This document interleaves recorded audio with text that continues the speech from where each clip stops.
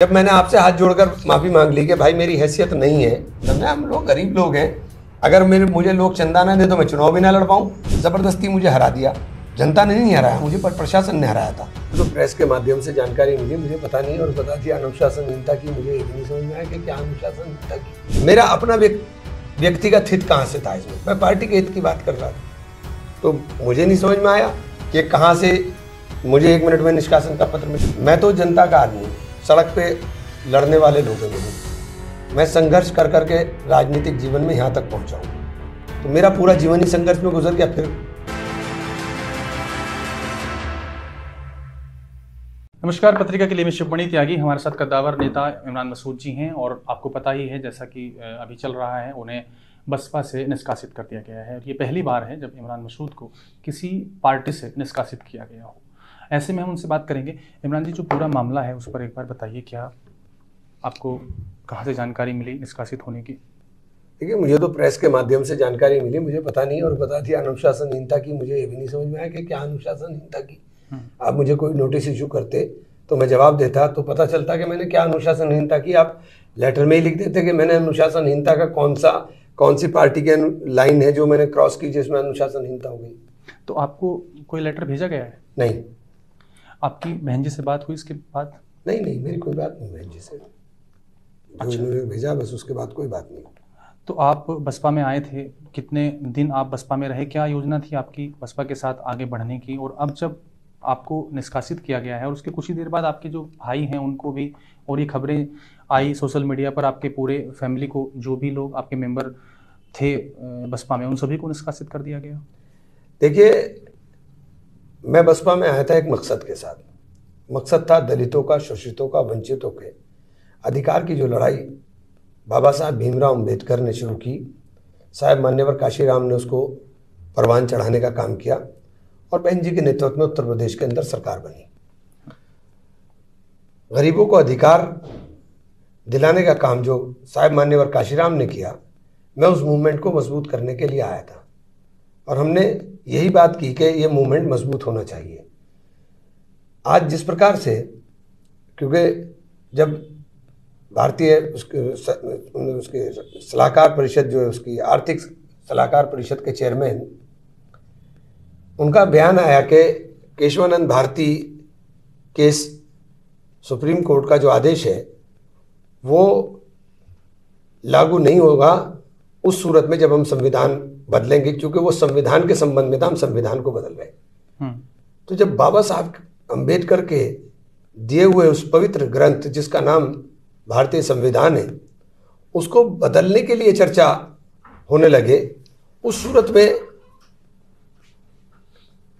सत्ता परिवर्तन करने के लिए सब लोगों को, जो खासतौर से दलित, पिछड़े, मुस्लिम, अगड़े, सब लोगों को, चूंकि सबके अधिकार का संरक्षण संविधान ने किया, और ये संविधान को बदलने की बात कर रहे हैं, तो मेरी व्यक्तिगत राय थी कि हमें सबको मिलकर के इस मामले में लड़ना चाहिए।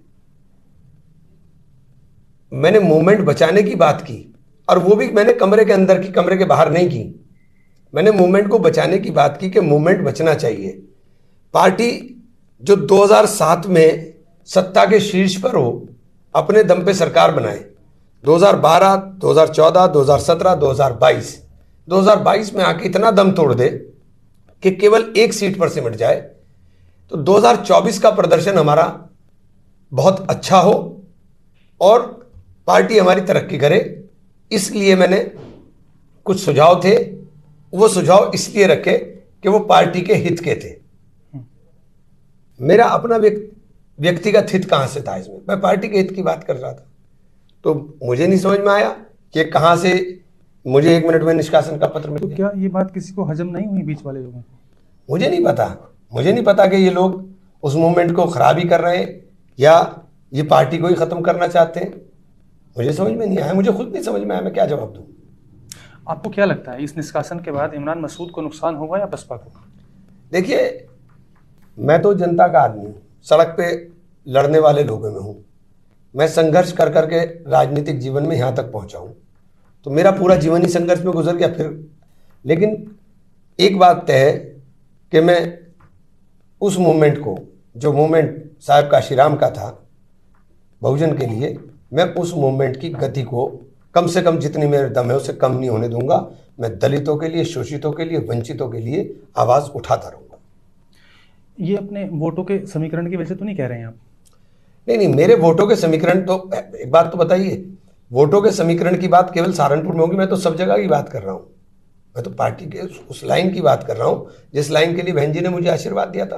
बहन जी ने मुझे आशीर्वाद दे करके उतारा था, तो इसीलिए तो उतारा था कि जाओ, जा करके सब लोगों को जोड़ने का काम करो, सब लोगों को जोड़ करके साथ लगाओ। वो जोड़ने का मैं काम कर रहा था। ये कहा जा रहा है कि आप बसपा में गए तो इसीलिए थे कि आपका वोट प्लस दलित वोट। हाँ, बिल्कुल नेचुरल चीज़ है भाई, ये नेचुरल गठबंधन है। इस नेचुरल गठबंधन को ही ताकत देने के लिए गया था। इस नेचुरल गठबंधन को अगर उन्होंने कमजोर करना है तो वो जाने, मैं तो नहीं जवाब दे सकता। मैंने तो बहुत ईमानदारी के साथ कोशिश की थी और बार बार कहा कि दलित मुस्लिम साथ चलेगा तो अगड़ा पिछड़े को साथ लेकर के हम मजबूत स्थिति के अंदर खड़े हो जाएंगे। जो सहारनपुर सांसद थे वो पहले से खुश नहीं थे, आप बसपा में आए हैं। देखिए, उनके बारे में कोई चर्चा नहीं करूंगा मैं, ना उनका कोई इसके अंदर बीच है, ना उनका कोई मतलब है, उनके बारे में कोई चर्चा नहीं। ये भी कहा जा रहा है कि आपकी मुलाकात हो गई थी दोबारा से राहुल जी से? मेरी 2 साल से ना राहुल जी से, ना प्रियंका जी से, ना किसी कांग्रेस के नेता से मुलाकात हुई। आप झूठ बोलते रहिए, इसका मेरे पास क्या इलाज है? कुछ लोग सोशल मीडिया पर लिख रहे हैं कि हाथी पालना सबके बस की बात नहीं। भाई बस अब मैं क्या कहूँ, मैं कुछ नहीं कहूँगा। आजकल एक रसीद वाला मसला प्रकरण चल रहा है सोशल मीडिया पे, रसीद बुक, ये क्या मामला है? आपने ही तो मेरे निष्कासन के पत्र में उसका उल्लेख किया है, मैंने तो नहीं कहा। आपने उल्लेख किया है कि मैंने रसीद, मैंने तो हाथ जोड़ दिए थे कि मैं तो एक काश्तकार हूँ, छोटा सा किसान हूँ। तो भाई किसान की आपको रसीद काटने के लिए कहा गया था? हाँ, वहां तो सभी को कहा जाता है। ये तो आपने निष्कासन पत्र में लिखा है मेरे भाई। मैंने, अगर ये आप ना निष्कासन पत्र में लिखते तो मैं जिक्र भी ना करता। मुझे, क्योंकि मैं इन चीज़ों को अच्छा नहीं समझता राजनीति के अंदर, लेकिन आपने जो इल्ज़ाम लगाया उसमें से एक इल्ज़ाम ये भी लगा दिया मेरे ऊपर। जब मैंने आपसे हाथ जोड़कर माफ़ी मांग ली कि भाई मेरी हैसियत नहीं है कि मैं इतना वो कर सकूं, क्योंकि 2.5 लाख की मेंबरशिप, 2.5 लाख की मेंबरशिप का मतलब सीधे सीधे 5 करोड़ रुपए बनते हैं। 200 रुपए का एक मेंबर बनता है। तो 2.5 लाख की मेंबरशिप मैं जमा नहीं करा सकता। ना मेरा लोगों में इतना दम है, ना मेरे में इतना दम है। हम लोग गरीब लोग हैं। अगर मुझे लोग चंदा ना दे तो मैं चुनाव भी ना लड़ पाऊं। ये लोग चंदा देते हैं तो चुनाव लड़ा जाता है। अच्छा, जो पूर्व में चुनाव लड़े आपने वो चंदे से लड़े हैं? हाँ भैया, हर चुनाव के अंदर चंदा मिलता है मुझे। हर चुनाव में मुझे, किसी चुनाव में, मैं आपको बहुत साफ बता दूं कि इस मेयर के चुनाव को छोड़ के मेरे जीवन में किसी चुनाव में मेरा कोई पैसा खर्च नहीं हुआ, सब जनता खर्च करती है। इस चुनाव में भैया मैं कर्जे में आ गया। कितना खर्च हो गया लगभग? अरे छोड़ो यार, बहुत। इस चुनाव में अकेले ये एक चुनाव है जिसमें मैं कर्जे में आ गया, वरना लोग ही लड़ा देते हैं, लोग ही कर देते हैं, मुझे तो कोई पता भी नहीं चलता। अच्छा, ये बताइए कि चुनाव नज़दीक है, अब क्या तैयारी है आपकी?